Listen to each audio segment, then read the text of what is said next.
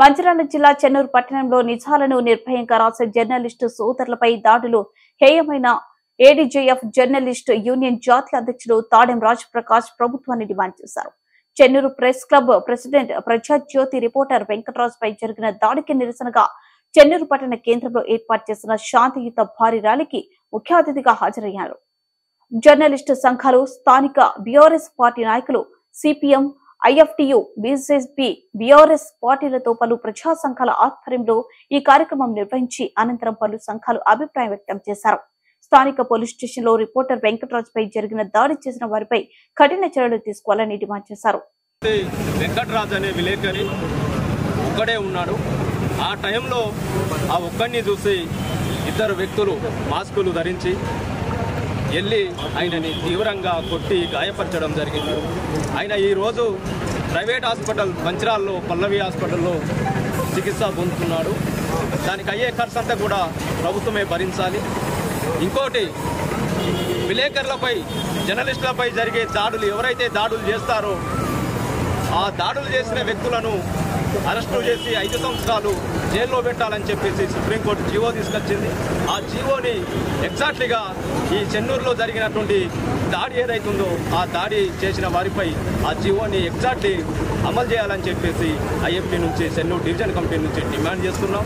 అలాగే ఈరోజు నిజం రాసినటువంటి ఒక విలేకరికి ఇవాళ భారతదేశం ప్రజాస్వామ్య దేశం అని చెప్పుకుంటున్నాం మనం. ఈ ప్రజాస్వామ్య దేశంలో ఇవాళ ఒక ప్రజల తరపున, ప్రజల పక్షాన ఒక పెన్ను బట్టి రాసినందుకు ఆయనని ఇవాళ తీవ్రంగా కొట్టి గాయపరచడం జరిగింది. ప్రజాస్వామ్య దేశాన్ని ప్రజలు కాపాడుకోవాలి. ప్రజాస్వామ్యంలో ప్రజలందరికీ కూడా, భారత పౌరులు ఎవరైతే ఉన్నారో వాళ్ళందరికీ కూడా ఇవాళ వాక్ స్వాతంత్రం ఉంది, మాట్లాడే హక్కు ఉంది, సంఘం పెట్టుకునే హక్కు ఉంది, చర్చించే హక్కు ఉంది, అసమ్మతి తెలిపే హక్కు ఉంది. ఈ హక్కుని కాదనటానికి మీరెవరు? ఆఫ్టర్ ఆల్ మీరు గడ్డి పోసలతో సమానం. ఇవాళ మీరు భౌతిక దాడులు చేస్తున్నారు, అంతేగాని మీకు గుండెల్లో దడబుడుతుంది, భయం అవుతుంది. భయం అయింది కాబట్టి ఈరోజు మీరు భౌతిక దాడులకు దిగుతున్నారు. నిజంగా మీకు దమ్ము, ధైర్యం ఉంటే ప్రెస్ క్లబ్ ఉంది, ప్రెస్ క్లబ్లో యూనియన్ ఉంది.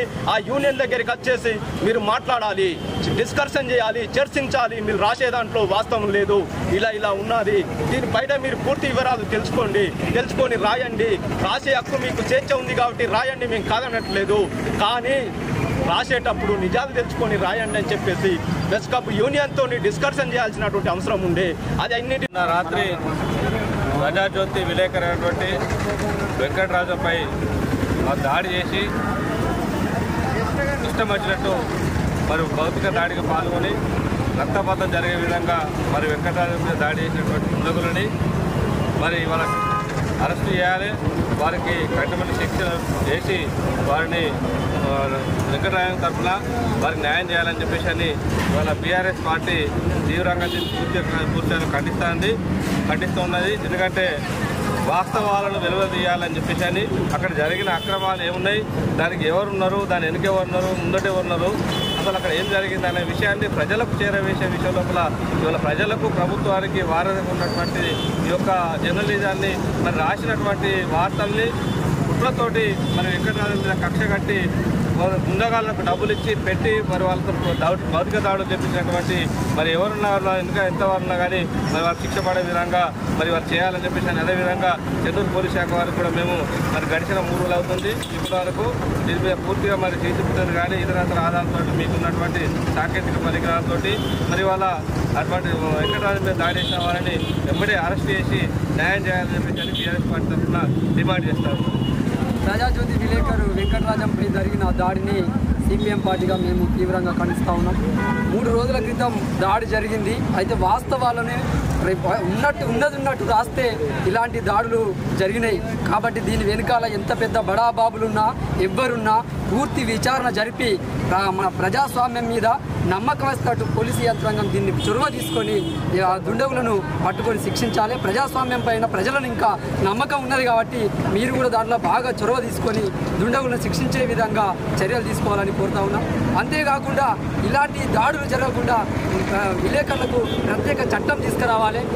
రాబోయే రోజులలో ఇలాంటి దాడులు జరిగితే దానికి శిక్షలు ఉండాలి అని చెప్పి మేము సిపిఎం పార్టీగా కోరుతా ఉన్నాం. ప్రజాజ్యోతి విలేకరిపై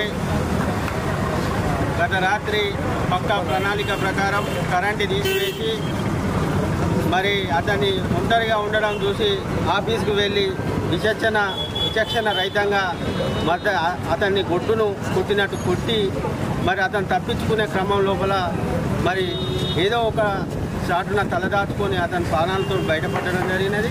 మరి అతని గాయాల పాలైతే గవర్నమెంట్ హాస్పిటల్ పోతే గవర్నమెంట్ డాక్టర్ రాడు, మరి పోలీసు శాఖ నుండి మరి SICIలు మరి రాకపోవడం నిజంగా విడ్డూరంగా ఉంది. దీని వెనుక కారణం ఏంటంటే బియ్యం దందా స్మగ్లర్ గురించి ఒక 3 రోజుల సీరియల్గా 3 రోజులు కథనాలు రాసిన తర్వాతనే ఈ యొక్క దాడి జరిగింది. ఈ యొక్క దాడికి స్థానిక ఎమ్మెల్యే వివేక్ గారు